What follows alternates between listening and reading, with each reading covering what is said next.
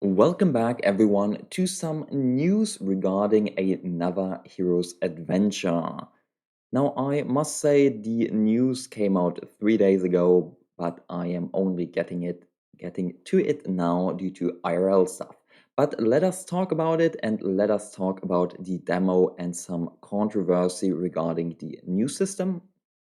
But before we get to it, currently the game Heroes Adventure, so the base game, is on sale with a 50% discount.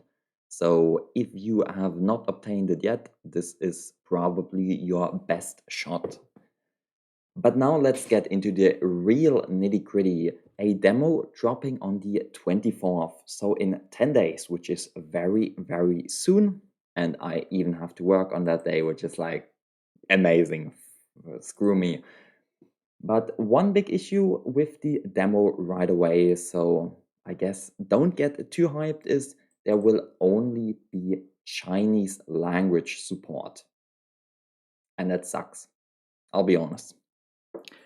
If you look at how large the international fan base is, it really feels like they cheaped out a bit on it.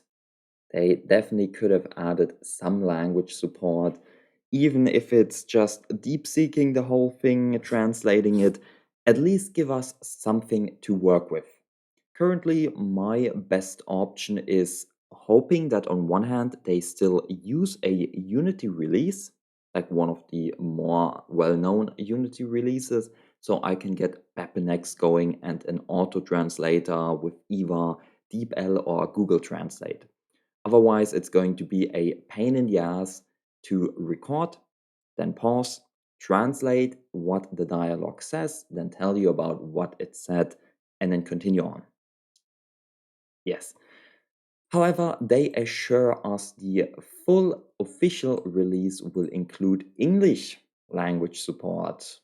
Thank you very much. Otherwise, you definitely did not need to post these informations about the game. If the full release did not have English support, my support for the game would drop. But I can only hope the full official release will then have flawless English translation. If you look at the current Heroes Adventure, you have dialogue with Silver Vase instead of Yinping, where the name gets translated even though it should not be translated. You have competitions like the Chuxiang, it's not the Young Hero competition, but the Dojo competition, where the competition name is in Chinese symbols, Chinese characters. Then you have other dialogues, such as with that Yan general, where he says horse. There are a lot of improvements the base game could have, so I hope the sequel will be upgraded in that regard. Next up, regarding the demo, they received a lot of feedback, mostly backlash regarding the new UI. As such, they returned back to the, well, more familiar UI. You can see it in this short clip. You have the same elements. It very much feels like the original Heroes Adventure. You have your stamina up here, you have your reputation, your currency. The mood is missing, that's for certain. I also, just looking at this, don't see a day counter. But yes, it very much feels like the original game. Now, one issue I already have is with the reuse of sprites. Right here, this is Yan Lo Chong, I believe, the silent warrior, the silent blade user, whatever you want to call it, of the desert region. And now he's a simple guard in an official building, in front of an official building, next to a bounty board, something like that. It's gonna take some getting used to, well, seeing those characters again. I don't mind them reusing the bailiffs, because, well, they always look the same, but you could have at least adjusted some of these elements. Give him a blue scarf, like maybe change his hair color to yellow, make him Naruto, make his hair color black, whatever. Besides that, we have a minimap, which is, well, I don't know what's going on with that cursor. First, it's pointing to the north, then suddenly to the southwest. And if you look at how the game is based with this grid, you can only move in one of these intercardinal directions instead of the cardinal directions. I don't know how exactly that's going to work. It feels weird. And that the minimap does not even show any of the terrain also feels weird. But, well, what they are actually showing is just this disguise mechanic, and the disguise mechanic, I guess we'll skip ahead to that, is obtained from a companion, in this case, this girl, some girl who can steal faces, and you can thus disguise yourself as a bailiff and then, well, enter and so on. I don't know, I'm not the biggest fan of it, but I guess it could make for some cool stealth situations if something like that can exist. But yes, the UI was like envisioned. Next up, and that's my biggest controversy with the game, the 5 element system in combat. If you have watched some of my other series, mostly Immortal Way of Life or Reincarnation of an Immortal Cultivator, you will be somewhat familiar with this 5 element system, Wu Xing in Chinese, which is based on this. You have the 5 different elements: wood, fire, earth, metal, water, and how they like interact with each other. Now, and that's something they mentioned. This normally is only a mechanic in Xianxia games or Xianxia novels, because it very much feels magical instead of pure science or like enhanced type of like an enhanced type of science. And that's what I would consider wuxia or hero's adventure. You have your fist move that gets enhanced by your martial art, gets stronger, but you don't have something like casting a fireball out of nothing, creating water out of nothing. Those are not so magical, the base manuals. And suddenly introducing these elements feels very bizarre.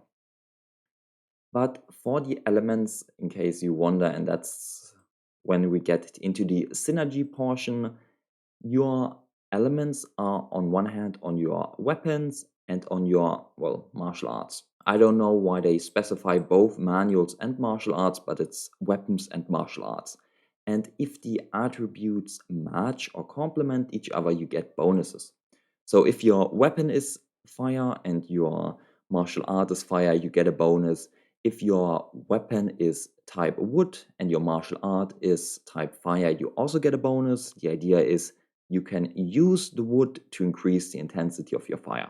Basically, the more wood you have, the more, I don't know what it's called, I forgot the word, but you can set your fireplace, like firewood. You essentially give more firewood to the fire so it can burn a lot more. Similarly, if you have water and wood, with water, wood can grow.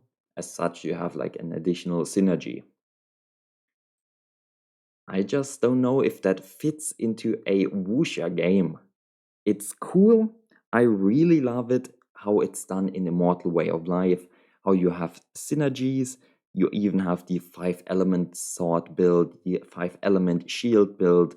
You have a wood fire build. You have a wood water build.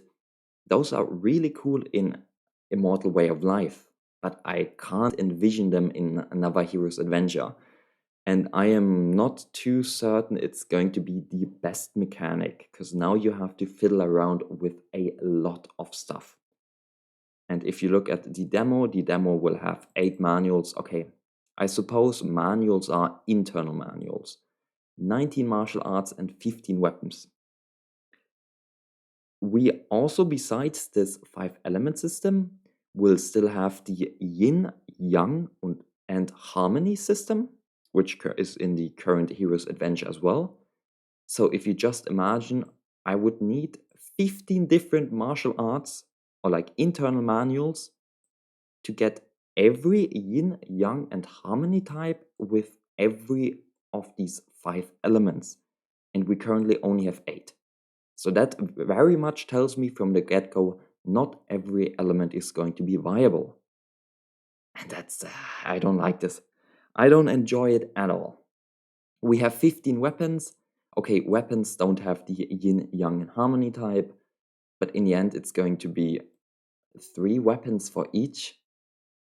That is super underwhelming. Like, it limits your prospects right away. It limits what you can do with your character. And I don't enjoy that too much.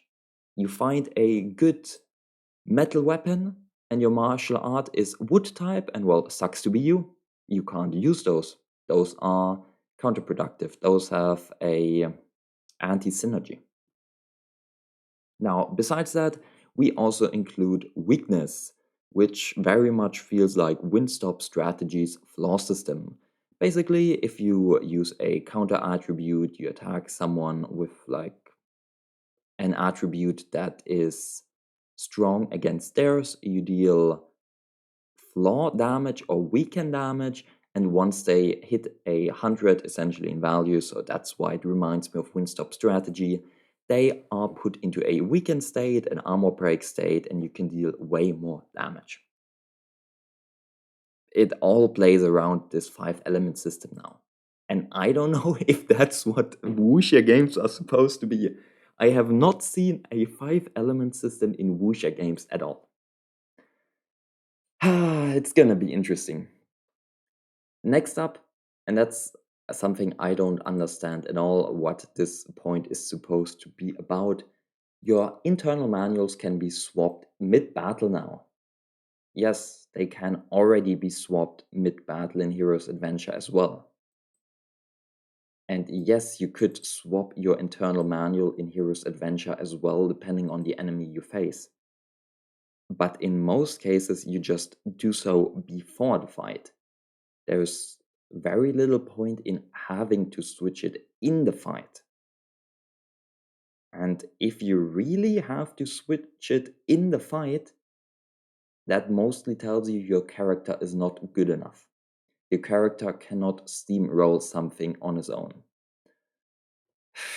I don't know. For me, this is the biggest controversy.